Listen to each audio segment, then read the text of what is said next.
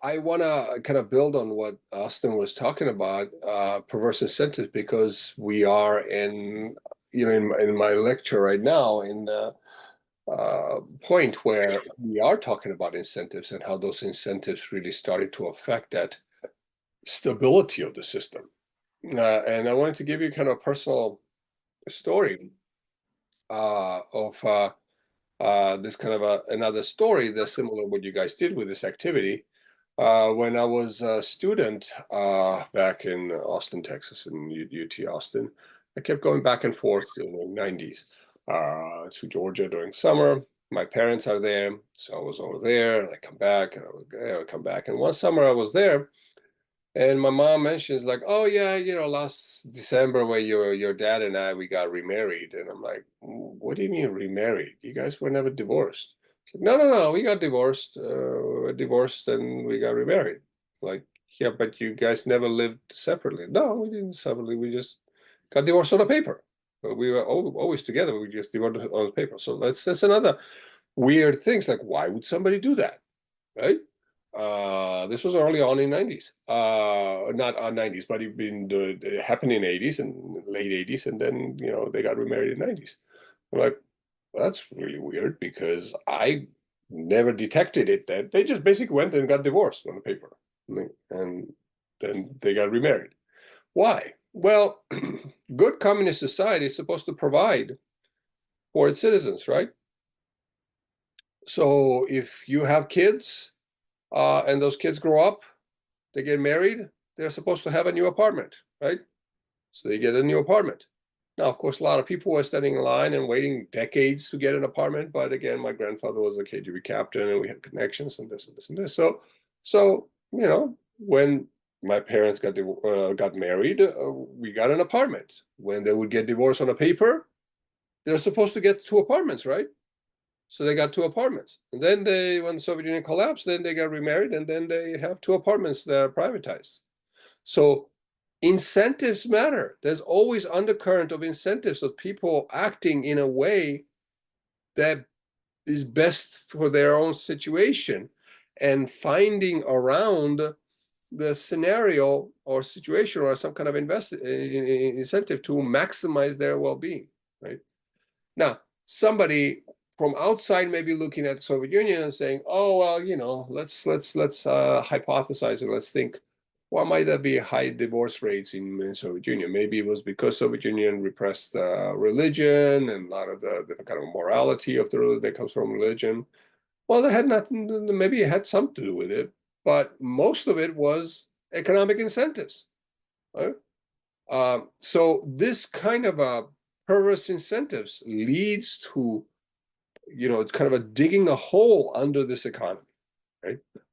And as time goes, it gets worse and worse and worse. Okay, let me share I'm gonna jump ahead because we were talking about Khrushchev, but Khrushchev years was basically the importance that emerged from there was the détente with United States to some extent, and the kind of rapprochement a little bit, but overall, still in 1960s or so, Soviet Union was still you couldn't feel as much of that drag of that corruption and incentives and perverse incentives and other things that were emerging in there. Because 1950s and 1960s, about 5.2% growth, annual growth rate. 1960s, 70s, 4.9, so it's not as bad. 1970s and 80s, now it's down to 2.5, and then late in 80s or so, it was down to 1% or even less. Now, here's the thing. One of the things that contributed to that golden years and the growth was the increased productivity from allocation to the capital investment, machinery, tools and equipment, industrial production, education, right? All of that was high investments at high costs, but still it bared benefit. Think about it this way: if you give a tool to a worker, to a person who's working in a factory, and you give a certain kind of a tool. obviously the worker is going to be more productive, right? But if you keep investing and if you give a second tool, third tool, there's tremendous diminishing returns, right? So you give a laptop to a teacher is going to be much more productive. You give a second laptop to a teacher, yeah, maybe they'll be a little bit more productive, but not as much, right?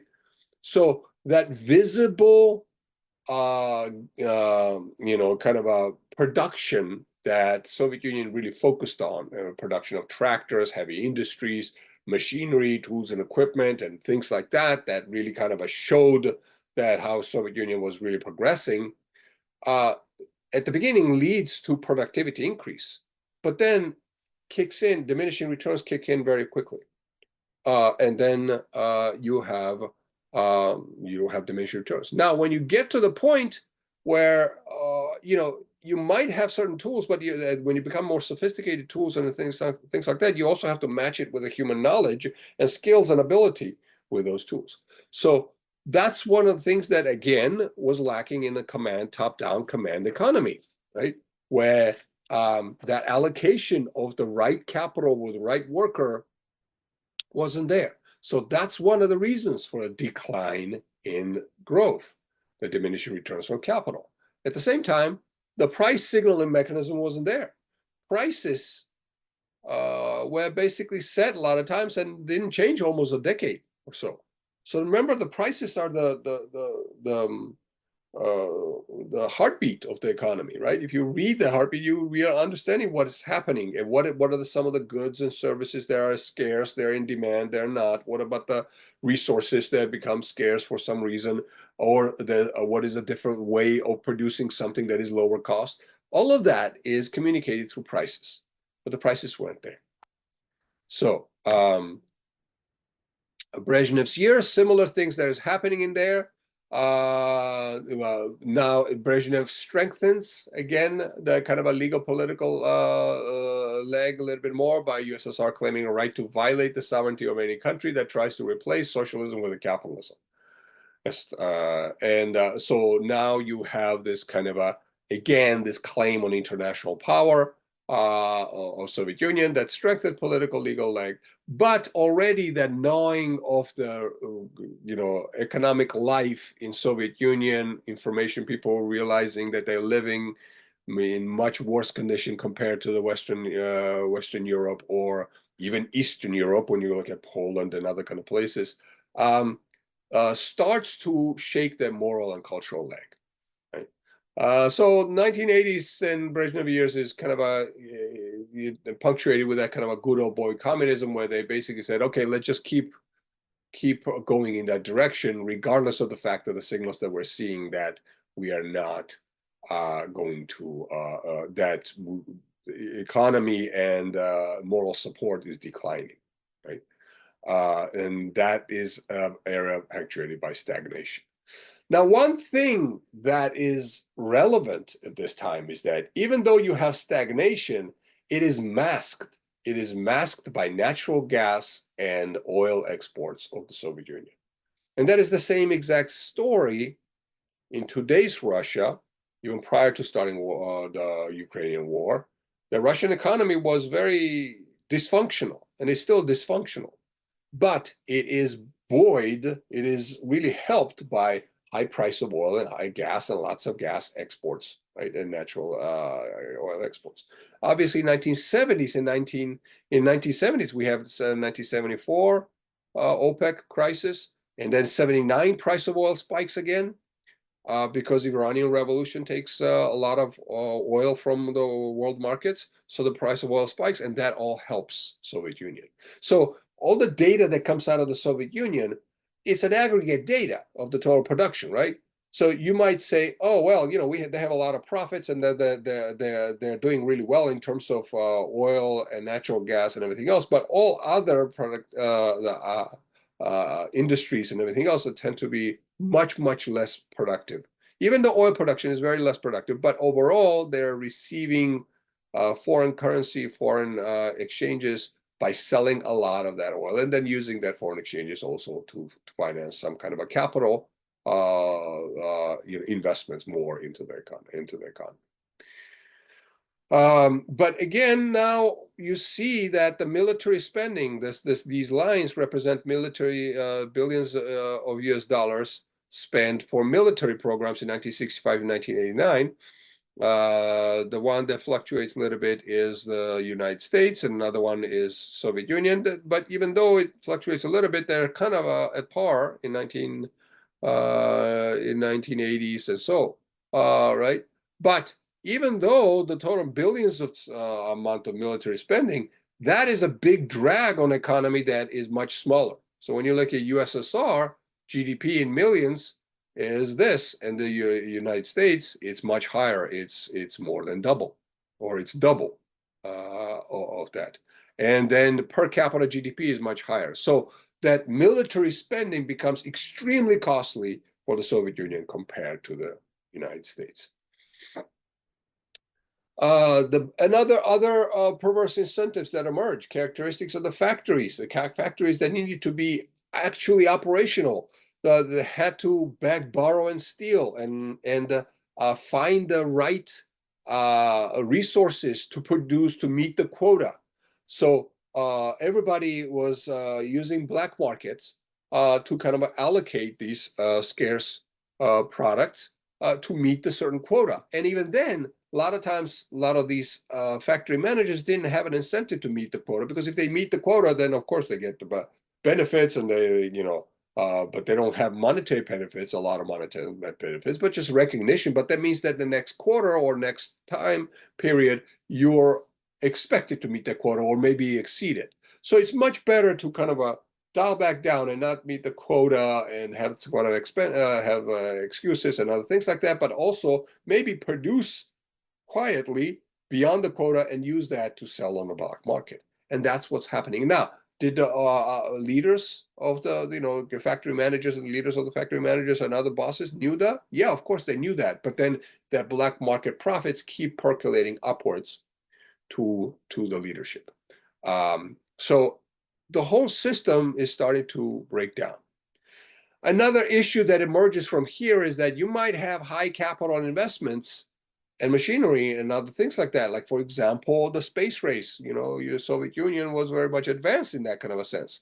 But what helped in the United States is that all that major investments in space race also translated in the commercial production, and the technology bled over into the commercial production and provided value to the consumers and profits to the producers. Like, for example, Velcro. Like Velcro, we all know was developed for the space race, but its applicability to the consumer products becomes much more of a profit and the boon and economic contribution to economic development, right? Not just that, but all those other technologies that become spin-offs from the space race.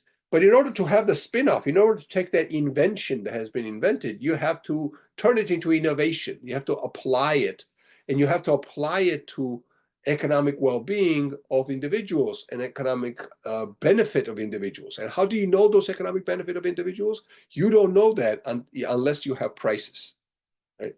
So all of this innovation, a lot of invention is taking place in Soviet Union, but not a lot of innovation, right? In fact, what happened is that after the Soviet Union collapsed afterwards, a lot of the scientists obviously came over. And even before then, they were coming over to the United States. And they had all those inventions. And when they come to places where their private property rights, like the patents and others, are protected, then you see the applicability of their invention in that economy. So all that benefits the United States, but not the Soviet Union. I'm going to skip this really quickly because we don't have as much time. About 5 more minutes, then I want to go through some of the stuff and also answer any questions that you might have. Okay.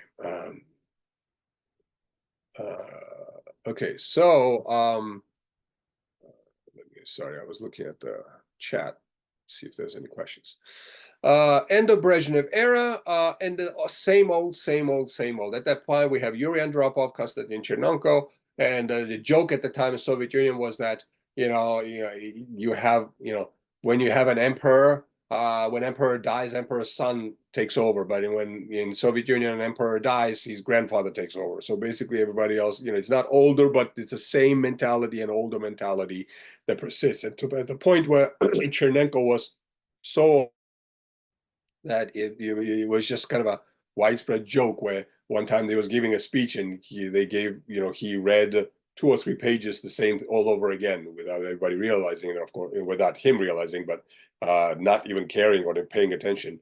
But there's everybody listening, of course, not acknowledging that.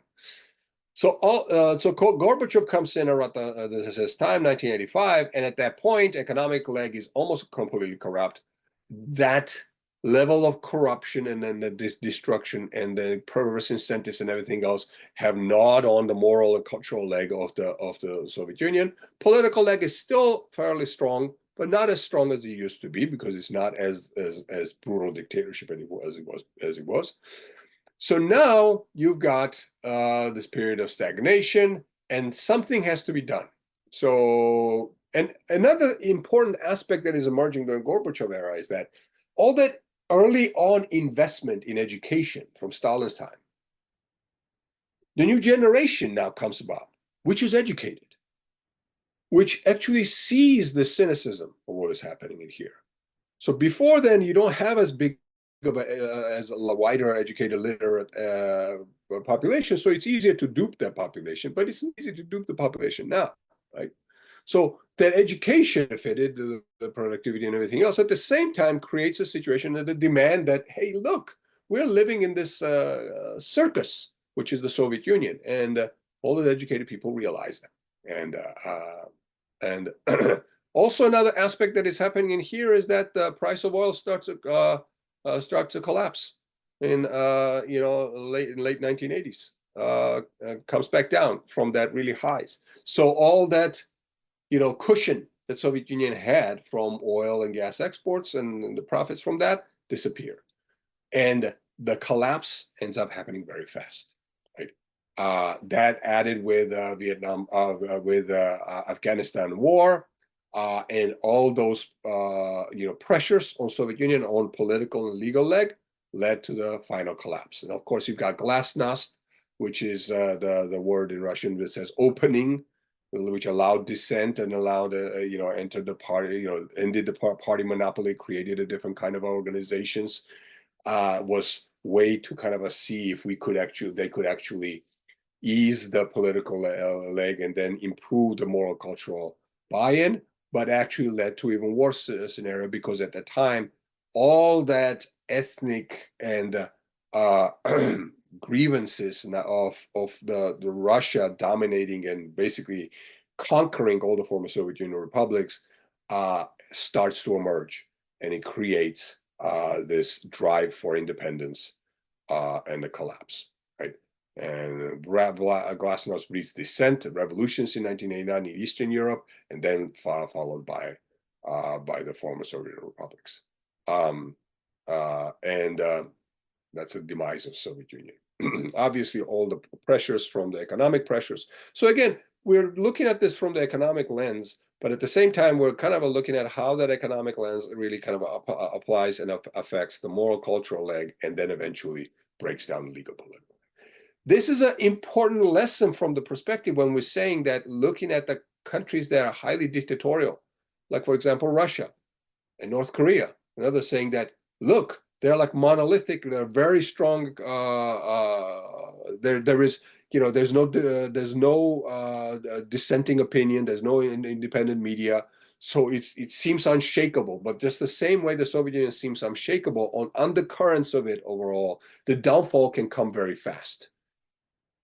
If the moral cultural leg is lost, right, and the buy-in into that stability of that system collapses, then you're going to have demise very quickly. So just wanted to go through some of the stuff, and I just had some pictures in here, but that's the kind of a very, very brief and very kind of a I just kind of breezed through some of the stuff, the story of the demise of Soviet Union, and And how it kind of comes about. There's obviously the history is much more complex, and you can look at it from different points of view and aspects. But we are here focusing on incentives, and the key things that emerges from the communist system is that lack of knowledge, knowledge problem, the incentive problem, and control problem. No matter what your intention is to create gentle socialist society from organically, from bottom up, and from maybe consensus of people voting together, what it leads to is that if you have any, the socialist society, basic definition of social society is that you have to have private, means of production has to be in the hands of the communal ownership, be it the proletariat of the leader or anything else, or organizations, or just a communal ownership, right? So it says means of production is public ownership. That in itself puts that system under disadvantage of that, what I was talking about in terms of like the deck of cards shuffling or 52 factorial, that just becomes too difficult. You do not allow private property rights. If you do not allow private property rights, you do not have prices that reflect the true changes that is occurring in the economy. Therefore, you really cannot allocate resources as effectively to meet the demands of the society, and it gets worse and worse and worse and worse over time. Okay. Yeah, I see in here that Putin is trying to produce the Soviet Union Part 2. Very briefly, I know we have a little bit of time, but I want to take 1 minute. What is my take of what is happening in Russia, in a sense? It is not as much parallels as I see. I see some parallels with Soviet Union, but I see more parallels with Russia and Nazi Germany, unfortunately. Because think about it this way: what is the main argument of Russia of war against Ukraine? With Ukraine wanting to join NATO, right? Why did Ukraine want to join NATO? Why? Because to protect itself, because Russia is an imperialist country. So when you're looking at the rise of Nazi Germany, any countries that were in 1930s on the borders of Germany were terrified, right? And the German Nazi mentality was that where we are in danger of being attacked on both sides, so the best defense is offense. So we need to knock out Soviet Union and then have to go after Western Europe. So all of that is logical, but from the logical perspective, if you're the neighbor of Nazi Germany, you're scared and you want to find some kind of a collective security somewhere else. And that's what's happening with all former Soviet republics. They wouldn't want to join NATO or any other organization if Russia was not imperialist. But it's not based on just Putin, right? If you kill Putin, my argument is that probably at this point, worst person will come about. What I see a problem with imperialist Russia is that sense of population, Russian people's silent majority that support this, that says, hey, we want this, even though they don't fully articulate it, but they're happy enough to hear that. Look at what was happening during Nazi Germany. Did majority of Germans know the horrors of the Nazi actions? Yes, they did, but the silent majority allowed that to happen. After the Nazi Germany collapsed, Germany changed. But it's not the German political structure that changed. It's the German national psyche that changed. And again, all of this is my opinion. German national psyche changed to the point where you're almost like ashamed to what was done. So now you are focused on not on military and military conquest or anything else, but economic expansion. So who controls Europe now financially? It's mostly Germany. Germany and Bundesbank really is in charge, right? I mean, not fully in charge, but to be closer to Germany now is not a threat. It's actually a benefit. It's a win-win situation. Economics, we study about these non-zero sum games. Germany's psyche changed, and now it's non-zero sum game. And to be close to Germany, to be incorporated in Germany is not to be dominated and to be completely erased culturally or any other way, but to prosper economically. If Russian mentality, people's mentality, changed, Soviet Union would be resurrected. Why would many of those Belarus or others, other countries, maybe a lot of the Baltic countries would want to be a little bit more closer to the Scandinavian countries? Of course, they have some closer ties to that. But then Central Asia, even Caucasus, some of the areas would be closer to Russia if it was a win-win situation. If they were not afraid of being ethnically cleansed, of being denied any kind of a language and any kind of identity. If they changed. Until, in my opinion, Russian mentality changes from that 19th century mentality to mentality that we see in Western Europe, we're in a bad, process. I don't know what's going to happen. So sorry to end on this dour note, but I hope you enjoyed what I provide. I hope you found some interest in this. I hope you find the activities really interesting and important to impact your actions and your classes. So please, I'll stick around. I know I went over. I'm sorry, I went over about 5 minutes. Please do not leave. Debbie is gonna also come up, and we're gonna do it. We want you, please, to do the evaluation to let us know what we can do to improve and let us know what you found about this program. So please, and then I'm more than happy to stick around a little bit later and talk to any of you if you have any questions. And Luke, I wanted to mention, thank you. I hope to talk to you briefly. It's great to see that my ex-student is here. That could be your evaluation right there. It's just whatever Luke says about you is just how well you did. So I am going to drop in the chat. I'm going to drop the link to all of the resources, and it should be there now. FTEEDSU.